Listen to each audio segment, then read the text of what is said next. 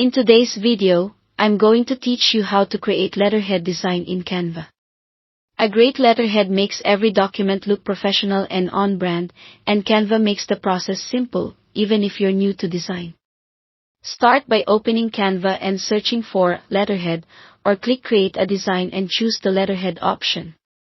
This sets up the correct page size automatically, so you can focus on design rather than dimensions. Next, choose a template that fits your style, or start from a blank canvas if you want complete control. Templates are a great shortcut because they come with balanced layouts and typography you can customize. If you pick a template, think of it as a starting point. Everything can be changed to match your brand. Now customize your header. Upload your logo using the Uploads panel, then drag it onto the page and resize it so it's clear but not overpowering. Place it where it feels most natural. Top left is classic, centered can feel more formal. Update colors to match your brand palette by selecting elements and applying your brand colors. Consistent color is key for recognition, so use one or two primary colors and keep the rest neutral for a clean look. Adjust fonts and text next. Click existing text boxes to edit the company name and add your address, email, website, and other contact details.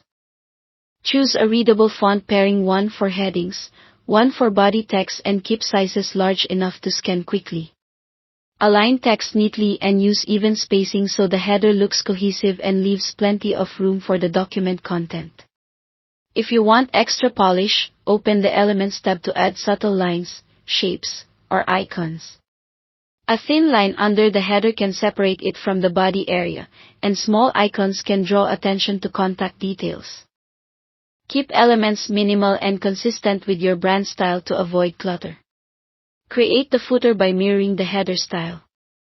Add contact info or a short tagline at the bottom and make sure it aligns visually with the header. You can repeat a line, a color bar, or a small version of your logo to tie the design together.